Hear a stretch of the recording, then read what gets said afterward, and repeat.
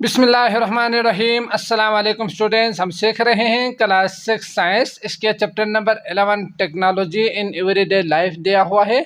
आज के इस वीडियो में हम इसको अच्छी तरह से सीखेंगे, समझेंगे। ठीक, इसके अलावा बाकी वीडियोस का लिंक आपको डिस्क्रिप्शन में मिल जाएंगे, आप वहां क्लिक करके वो भी देख सकते हैं।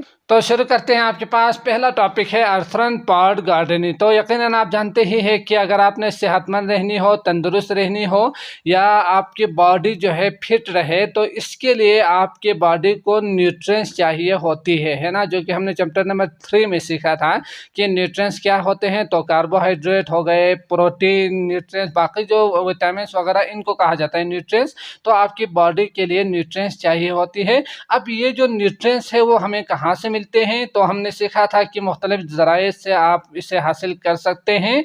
तो इनमें जो है ना, एक बहुत बड़ा जो ज़रिया है वो है आपके पास वेजिटेबल्स और फ्रूट। समझ गए? सब्जियों और फलों से हम इससे बहुत ज़्यादा मकदार में हासिल करते हैं न्यूट्रिएंट्स को। अब ये जो सब्जियां और जो फल है वो कहाँ पे ग्रो होते हैं, किस तरह से हमें मिलते हैं? तो ये तो आप जानते ही हैं कि ये जो फल और सब्जियां, या यूं कहें कि ये जो प्लांट्स है ना, ये खेतों में, बागात में इसे ग्रो करते हैं पहले। फिर इसके बाद वहाँ पे जब फसल तैयार हो, या फल और जो सब्जियां वगैरह है अगर वो तैयार हो, तो फिर वो हमें मिलते हैं और हम इसे यूज़ करके आप अपने बॉडी के लिए न्यूट्रिएंट्स हासिल करते हैं, है ना।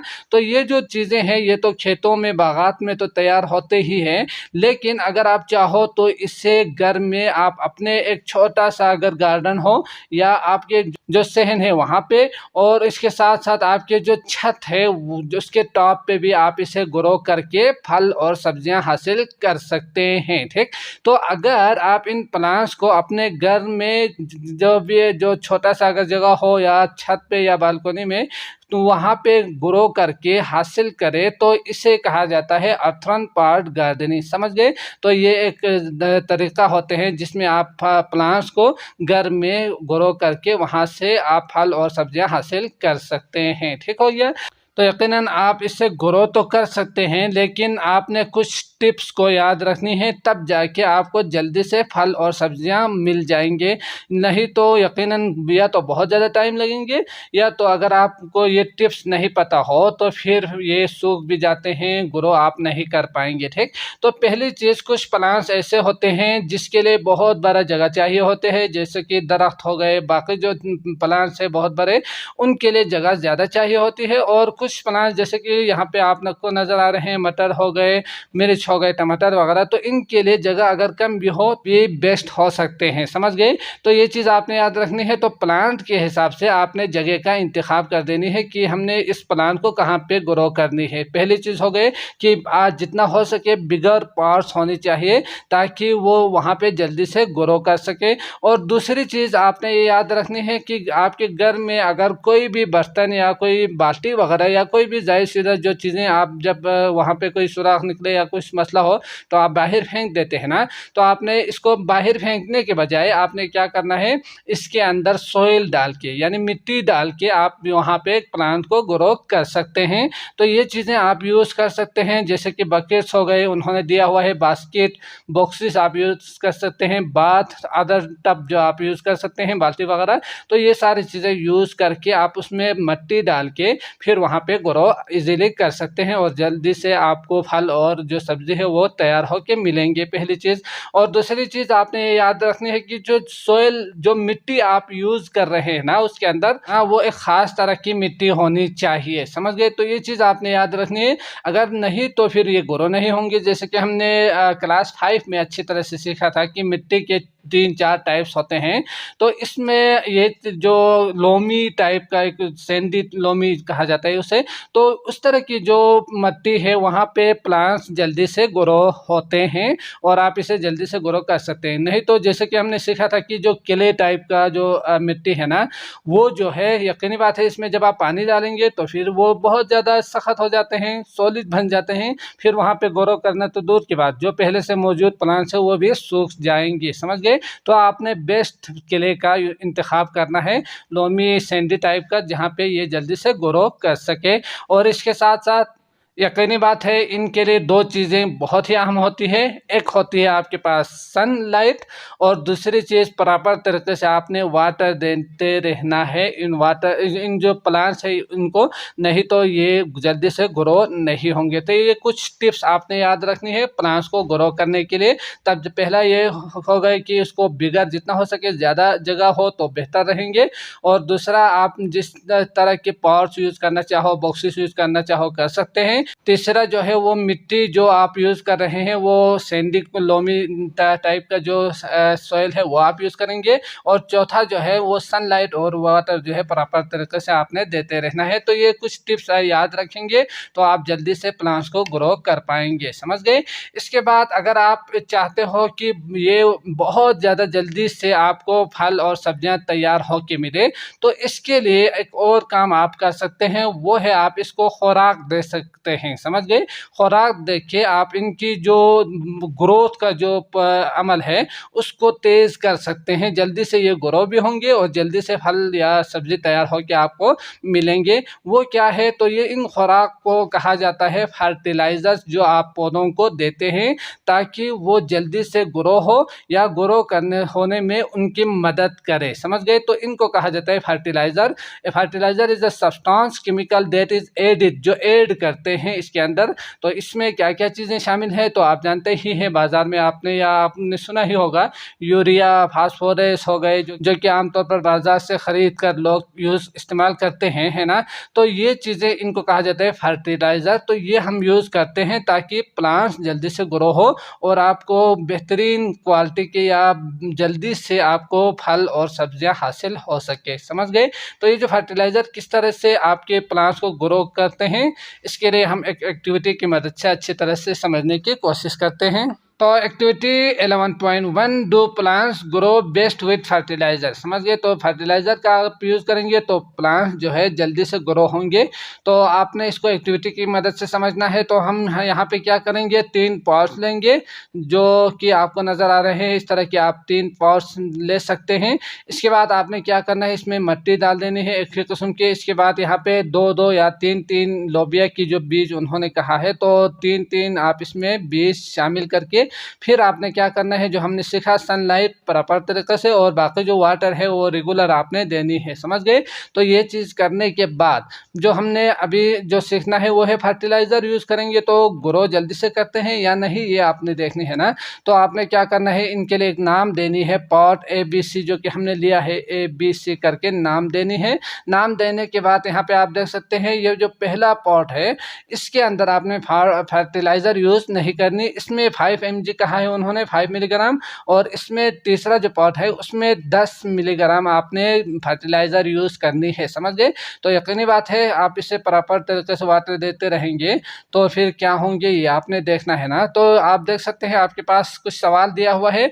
तो आपके पास सवाल है, what do you think which plant give better, right your prediction. तो कौन सा वाला जो प्लांट है वो जल्दी से ग्रो होंगे ये आपने लिखनी है, समझ गए। तो आपने अंदाज़ा करनी है।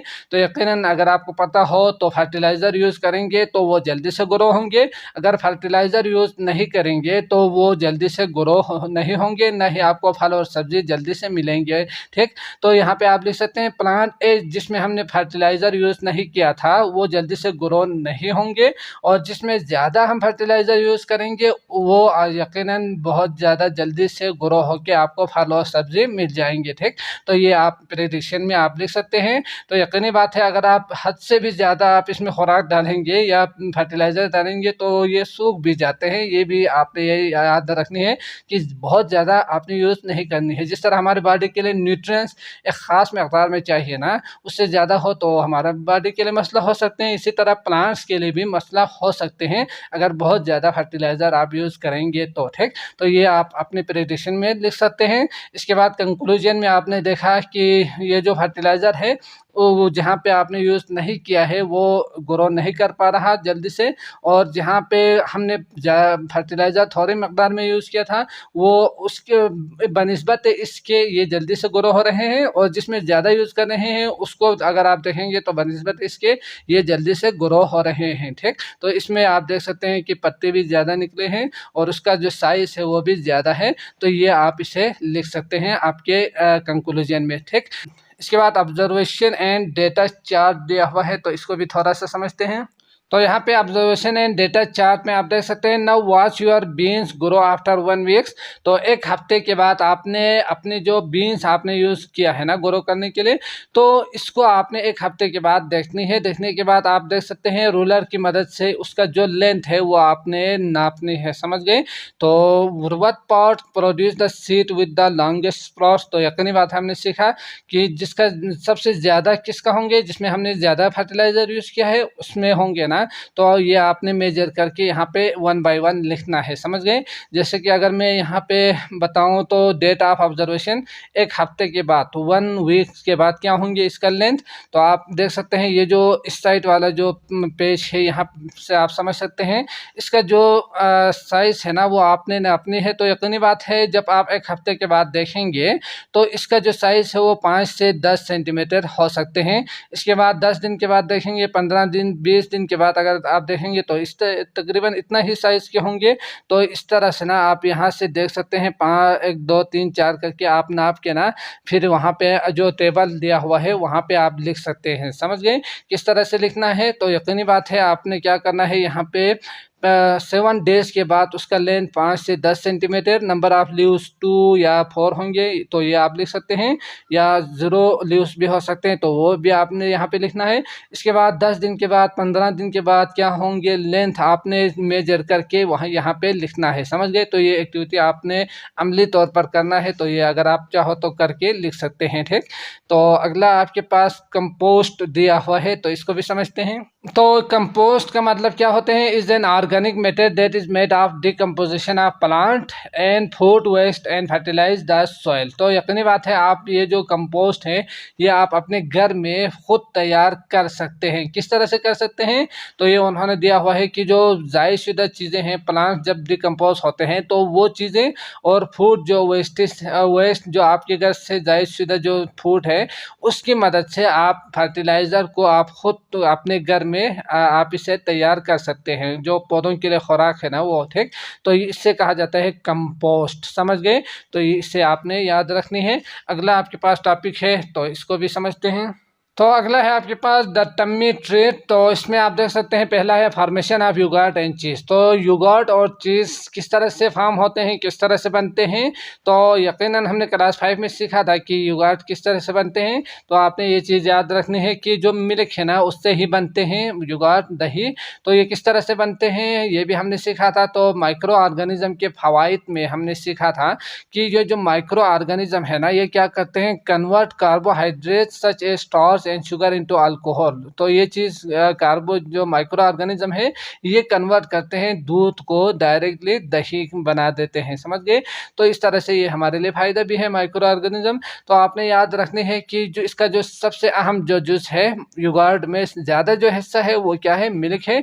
मिल्क जो है वो कन्वर्ट होते हैं योगर्ट में यानी दही बन जाते हैं।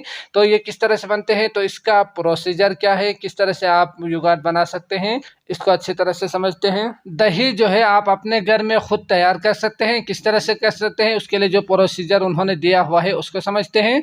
तो आपने क्या करना है कि 2 कप ऑफ मिल्क लेनी है एक पॉट में, इसके बाद उसको गर्म कर देनी है, उबालनी है आधा घंटे तक, समझ गए, ताकि उसके अंदर मौजूद जो जरासीम है वो ख़त्म हो सके। और इसके बाद आपने उसको ठंडा होने तक उसको रूम टेम्परेचर में रखना है। इसके बाद क्या करना है, 2 स्पून ऑफ जो योगर्ट उन्होंने दिया हुआ है, आप योगर्ट बना रहे हैं तो उसका 2 स्पून आपने योगर्ट इसमें डाल के मिक्स कर देनी है।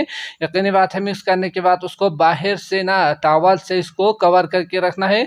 फिर इसके बाद कुछ टाइम के बाद अगर आप इसको खोल देंगे तो यकीनन ये जो चीज़ है इसे आप कहेंगे दही, जो कि आपको बन के मिलेंगे, समझ गए।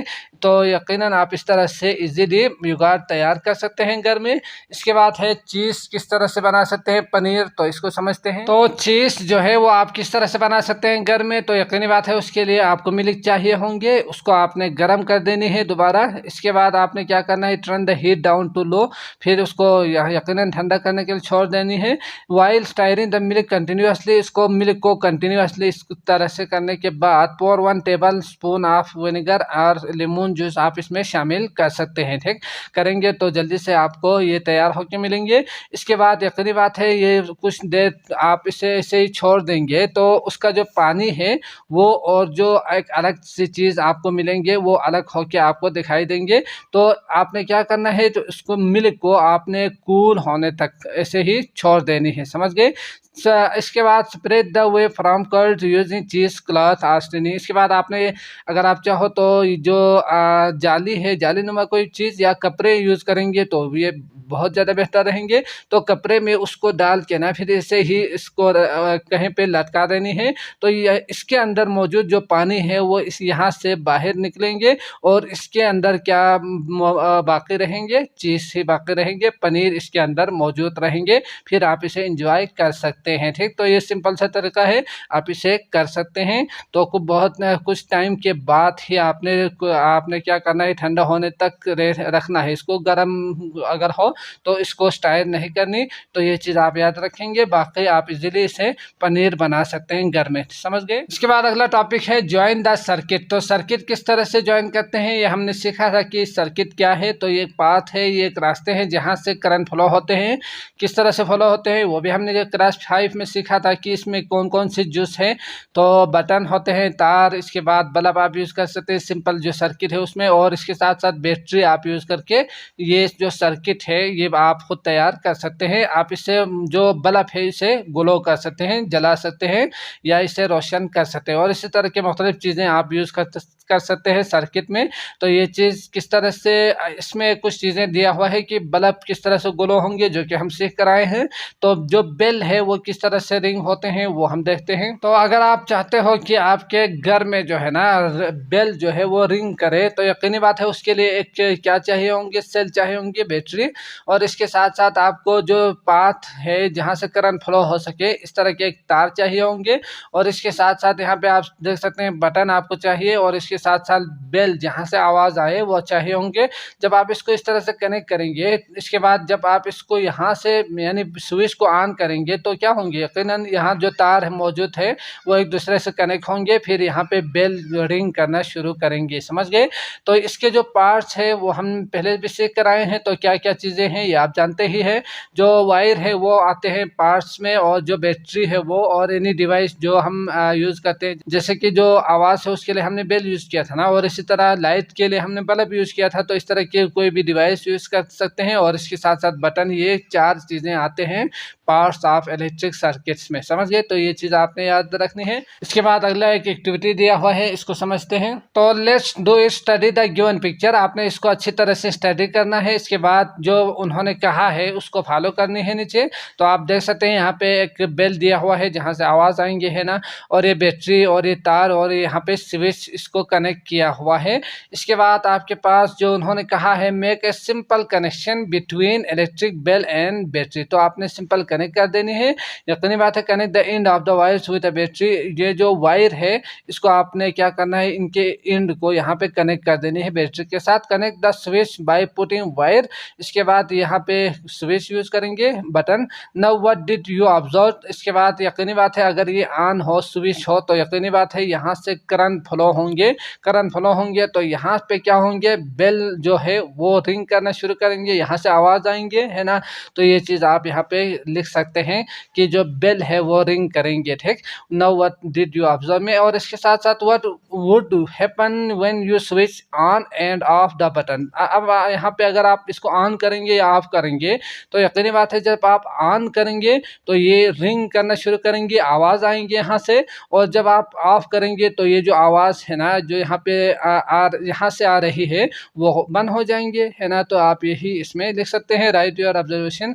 आपने जो मुशाहिदा किया दिया है वो यही है कि अगर ऑन करेंगे तो आवाज़ आएंगे, अगर ऑफ करेंगे तो आवाज़ बंद होंगे, आवाज़ नहीं आएंगे। समझ गए?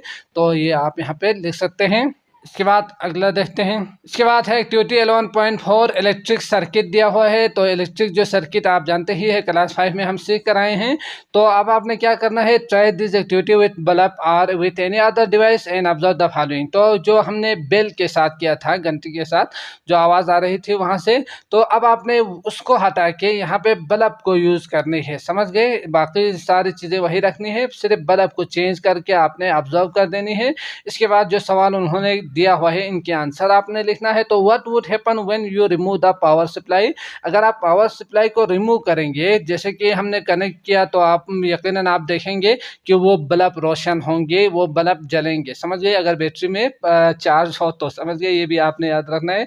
तो रिमूव करेंगे तो यकीनी बात है वो क्या होंगे, बल्ब ऑफ होंगे, या वहाँ से जो लाइट प्रोड्यूस हो रहे हैं वो ख़त्म होंगे। समझ गए? जो लाइट या रोशन हो रहे हैं वो ख़त्म होंगे अगर आप रिमूव करेंगे पावर सप्लाई को।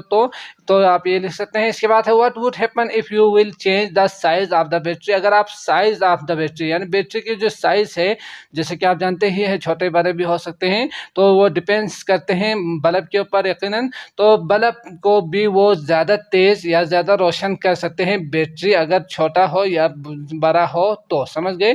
तो यकीनी बात है बड़े जो बैटरी है उसमें अगर चार्ज ज़्यादा हो तो उसका जो रोशन होने का जो अमल है वो ज़्यादा होंगे, तेज़ होंगे, रोशनी जो है आपको ज़्यादा मिलेंगे।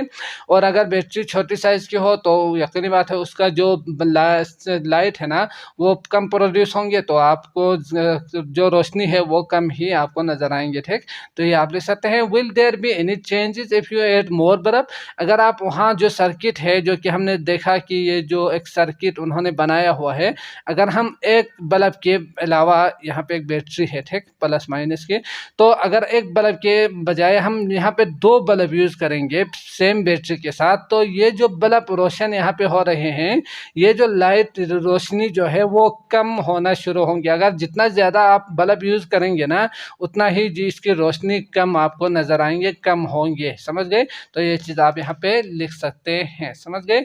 इसके बाद है आपके पास, इसके बाद है try it out in list more application of electromagnetic. हम कहाँ कहाँ यूज़ करते हैं? तो ये आप जानते ही है कि ये हम मोबाइल में, स्पीकर्स में और मुख्तलिफ़ किस्म के जो इलेक्ट्रिक जो आलात है ना उनमें हम ये यूज़ करते हैं। तो इस तरह के कुछ एग्जांपल आप यहाँ पे लिख सकते हैं। ठीक?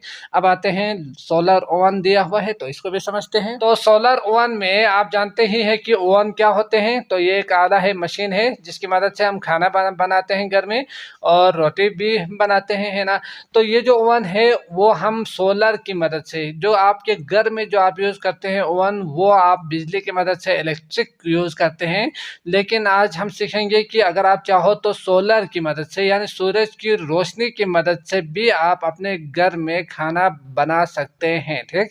तो इसका यूज़ करके, तो यकीनी बात है एनर्जी ही है ना, ये एनर्जी का एक ज़रिया है सनलाइट। तो वहाँ से आप उस एनर्जी को यूज़ करके यानी किसी भी खाने को गर्म करके आप इसे पका सकते हैं, गर्म कर सकते हैं। जब गर्म होंगे तो बन के आपको मिलेंगे, है ना। तो इसी को कहा जाता है सोलर ओवन। समझ गए? जो सनलाइट की मदद से आप इस सनलाइट को एज ए रिसोर्स आप यूज़ करके खाना बनाते हैं। तो इसी जो आले हैं, इस मशीन को, इस आले को कहा जाता है सोलर ओवन। समझ गए? तो ये किस तरह से बना सकते हैं आप इसको, तो इसको भी समझते हैं। तो सोलर ओवन की मदद से आप किस तरह से बना सकते हैं? तो यकीनन आपको एक बॉक्स चाहिए, तो ये सिंपल बॉक्स आप बना सकते हैं।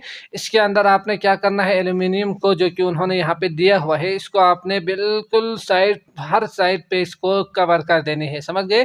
तो ये सिंपल सा तरीका है। आपने जितना साइड या ऊपर नीचे है ना, इसको आपने क्या करना है, एल्यूमिनियम की मदद से कवर कर देनी है। सिंपल सा तरीका है। तो इसके बाद आपने इसके ऊपर प्लास्टिक, जो आम जो प्लास्टिक आप यूज़ करते हैं, तो ये क्यों यूज़ करते हैं? ताकि हीट अंदर जाने के बाद वापस ना आए। ठीक? अगर वापस जाएंगे तो फिर गर्म नहीं होंगे, अंदर का जो माहौल है वो जब गर्म नहीं होंगे तो फिर खाना भी नहीं पकेंगे। तो इसके लिए आपने क्या करना है, प्लास्टिक यूज़ करना है। फिर इसको आप इस तरह से कवर करके, फिर यकीनी बात है उसके अंदर जो भी चीज़ आप पकाना चाहते हैं, जैसे कि उन्होंने यहाँ पे पिज़्ज़ा दिया हुआ है, तो इसको अगर आप इसके अंदर रखेंगे तो कुछ देर के बाद आपको ये चीज़ खुद ब खुद पक के आपको मिलेंगे। ठीक? तो ये जो प्रोसेस है इसे कहा जाता है सोलर सोलर ओवन आप बना सकते हैं घर में। तो इसी को प्रोसीजर जो कि आप समझ सकते हैं, तो इसी को आपने समझना है, लिखना है, ठीक। इसके बाद एक्टिविटी दिया हुआ है, इसको समझते हैं। एक्टिविटी आपके पास दिया हुआ है, you have try to making of solar cooker. तो सोलर कुकर आप बनाने की कोशिश कर रहे हैं ना।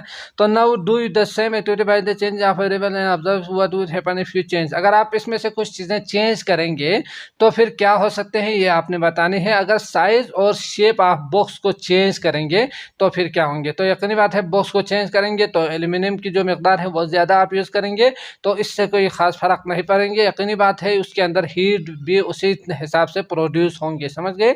कलर ऑफ पेपर, तो आप समझ सकते हैं कि साइज और शेप ऑफ बॉक्स जो है ना, उसका एल्यूमिनियम अगर उसके अंदर पूरा हर साइड पे अगर आपने फिक्स किया हुआ हो तो कोई फ़र्क नहीं होंगे। यकीनी बात है, जब ज़्यादा एल्यूमिनियम होंगे तो ज़्यादा हीट वहाँ पे मिल सकते हैं, ये आप समझ सकते हैं। Colour of paper inside the oven, अगर आप उस ओवन के अंदर जो कलर है वो यकीनन आप यूज़ कर सकते हैं अगर आप चाहो तो दो तरह के कलर हमने सीखा था कि अगर ब्लैक हो तो वो हीट को ऑब्जर्व करते हैं, अगर जो वाइट हो ना तो वो क्या करते हैं, रिफ्लेक्ट करते हैं। तो रिफ्लेक्ट करने वाली चीज़ें अगर आप यूज़ करेंगे तो अगर ब्लैक को अगर आप यूज चेंज करके वाइट कर देंगे तो वो एब्जर्व नहीं करेंगे, बल्कि वापस करके फिर क्या होंगे, यकीनन अगर आपको अंदर चाहिए हीट तो बाहर अगर वाइट कलर के हो तो यकीनन अंदर आपको हीट नहीं मिलेंगे। Foil covered flap open versus flap close, तो फॉइल कवर्ड फ्लैप जो ओपन किया हुआ है तो उससे यकीनन उसके ऊपर जो हमने प्लास्टिक यूज़ किया था ना, तो अगर आप उसको ओपन करेंगे या क्लोज करेंगे तो यकीनन हीट जो है वो आगे पीछे जा सकते हैं, फिर आपके लिए मसला हो सकते हैं।